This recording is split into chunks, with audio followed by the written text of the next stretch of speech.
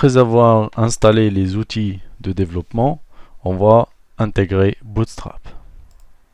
Donc pour pouvoir intégrer, on va partir dans le dossier de Bootstrap qu'on a téléchargé. On va partir dans dist, on va prendre les deux dossiers. Revenons à notre dossier d'application, c'est mon application CRUD, donc qui se trouve dans htdocs. On va créer un dossier public pour pouvoir mettre toutes nos librairies JS et CSS et images, etc. Toutes les ressources de l'application. Dedans, on va créer un dossier qui s'appelle Bootstrap. Voilà, Bootstrap, on colle dedans les deux dossiers JS et CSS. Voilà, on va revenir à Eclipse. On va revenir ici, notre application, mon application CRUD, on va rafraîchir. Voilà, vous voyez que Eclipse il a importé les deux librairies.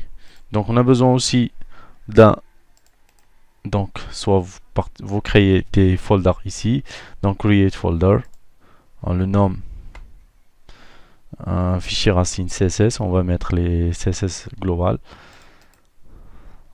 On va mettre aussi, on va créer un autre folder, on va mettre du JS global.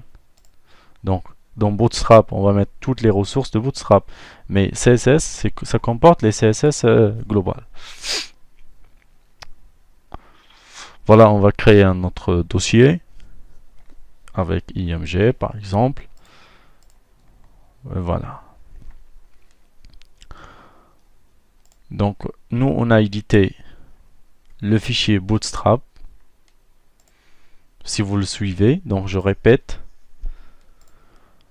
Donc dedans le dossier Bootstrap que vous avez téléchargé se trouve docs, et dans docs il y a des exemples. Les exemples, nous on va partir sur starter template, ça veut dire on va partir de zéro. On va intégrer. Donc moi j'ai copié le contenu après avoir édité. On va créer dans le dossier racine de projet, on va créer un fichier HTML. Donc voilà, on le met index.html. On va coller notre application. Donc comme vous voyez ici, donc donc le dossier, si vous éditez le fichier index de l'exemple starter template, donc il pointe sur un fichier racine. Donc il faudra que nous on pointe vers les vraies ressources. Revenons à l'application, au dossier toujours Bootstrap, pour les CSS, dist, donc on va prendre le favicon. Donc le favicon, ici on va le mettre dans notre dossier IMG. Voilà, notre favicon. Donc pour pouvoir accéder et voir ce que ça donne le résultat actuellement, on va partir dans notre dossier Bootstrap, voilà, IMG ici, CRUD. Pour pouvoir, il faudra taper dans le navigateur. Là, on va fermer ça, on n'a pas besoin. Voilà.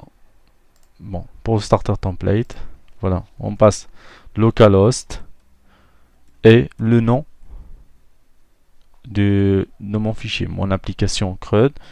Soit on écrit index.html, soit on pointe directement. Comme vous regardez, le starter template, c'est pas comme la racine. Donc c'est pourquoi, tout simplement parce qu'on n'a pas encore activé les liens vers les ressources de notre application. Alors, on va commencer. Déjà, première chose, par notre favicon. Notre favicon existe dans un dossier public. Donc, on va le pointer, favicon.com. Donc, ça existe dans public.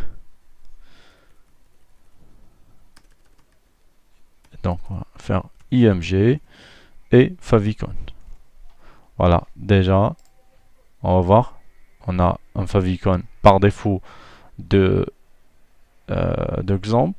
mais si vous pointez, là voilà, Bootstrap.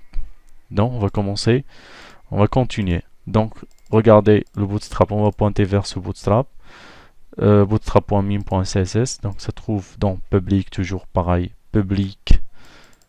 Donc on va prendre, on va le retaper. Donc se trouve bon public Bootstrap CSS. Voilà, on va supprimer ça. Et voilà. .min.js. Donc pour le starter template, c'est différent. On ne se trouve pas parmi le fichier distribution, mais il faudra revenir au notre dossier Bootstrap, docs, pointer sur les exemples, starter template, et voilà notre fichier CSS personnalisé. Ça, on peut le personnaliser. Par contre, on ne peut pas toucher au Bootstrap Core, c'est CSS et JS. Donc on va coller celui-là, paste. Voilà, starter template.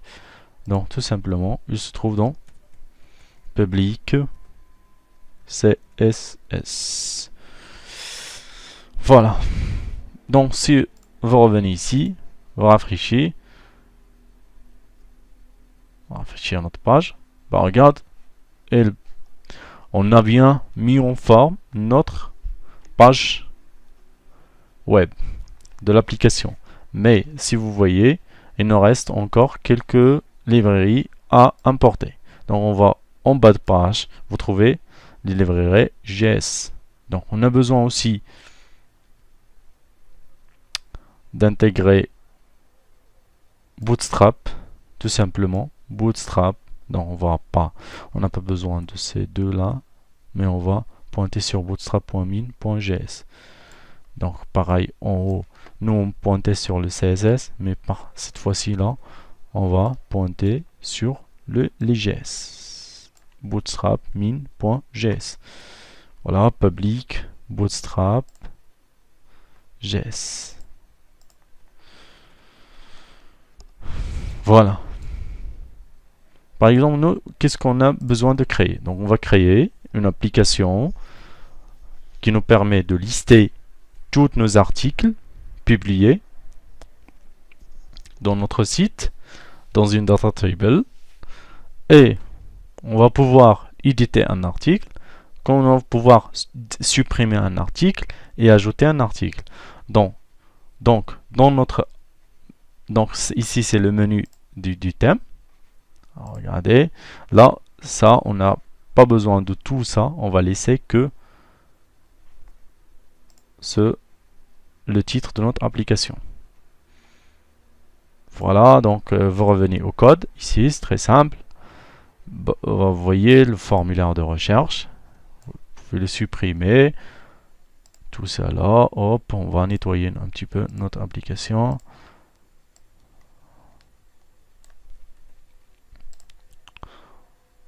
Non. Page.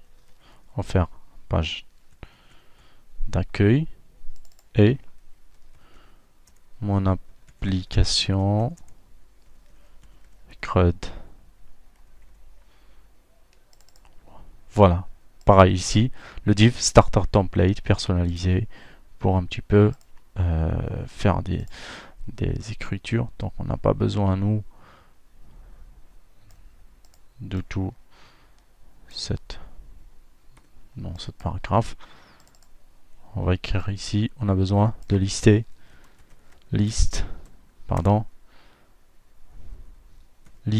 des articles.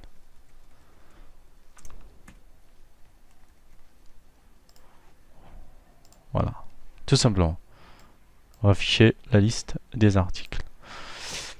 Donc on n'a pas besoin aussi de faire centraliser notre application. Donc c'est pour ça on va sortir dans le main class container. On va supprimer tout ça.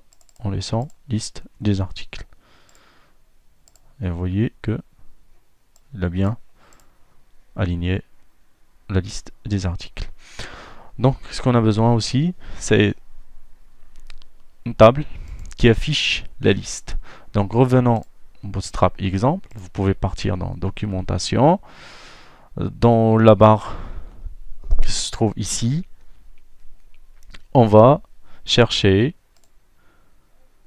table, table, voilà, un exemple de table. Vous voyez ici des exemples. Non, avec le code source. Donc nous, on va prendre par exemple ici, vous pouvez prendre déjà la structure et vous pouvez le modifier. Ça, vous n'avez pas de problème à ce niveau-là.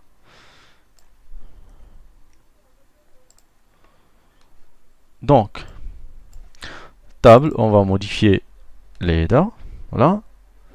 L'article, c'est le titre de l'article. On a besoin d'afficher la date de création. Sa date de création,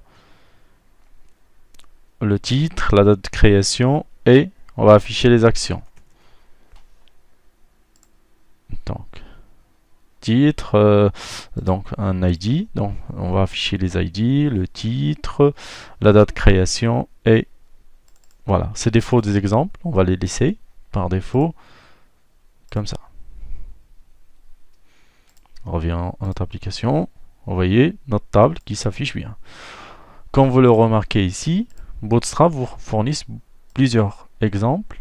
Donc, soit ça, table dark, avec table head option. Donc, vous ajoutez des classes. Donc, il faudra voir les exemples, les différentes. Table stripped. Donc, nous, on a besoin d'une table. Quoi? On ajoute une classe qui s'appelle table underscore, pardon, table bordered et table stripped. Donc vous pouvez le récupérer, bordered et stripped. Voilà, très bien. Bordered et stripped. Donc nous, on a affiché un TR ici vite, mais on n'a pas besoin de tout ça. Non, on va supprimer. Voilà, donc on a intégré, on a préparé notre table. Qu'est-ce qu'on a besoin aussi? Pardon, je reviens ici, je laisse les faux tests, les faux textes ici, par défaut de Bootstrap. On va afficher, on a besoin d'un bouton pour pouvoir, d'un bouton après la liste des articles, pour pouvoir ajouter un article. Donc pour cela, on va faire un div. Je vais faire classe. Vous voyez, on va faire une ligne. On va créer un div aussi à l'intérieur. Classe colonne MD12. Ça veut dire sur toute la largeur. On va créer un bouton. Donc pour ça, les boutons, ça existe. Plusieurs boutons. Vous revenez toujours aux exemples ici. Vous trouvez vraiment ce que vous voulez. Donc, vous voyez les badges, les boutons, etc. Donc vous cliquez sur le bouton, il y a plusieurs boutons. Par exemple, le code source, vous copiez le code source de ce bouton. Voilà, tout simplement, et vous mettre dedans. Bouton, etc. Bouton primary, c'est un bouton primary. Donc on va afficher, ajouter un article. Voilà. Si vous actualisez toujours notre page, et voilà, ajouter un article. Donc vous voyez, c'est un style.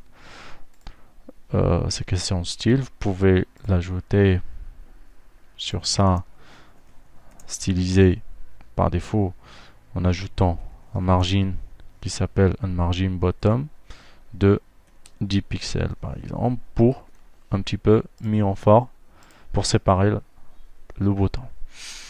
Donc vous voyez ici, donc on a intégré un simple table HTML. Donc maintenant on va revenir Donc on a préparé notre environnement,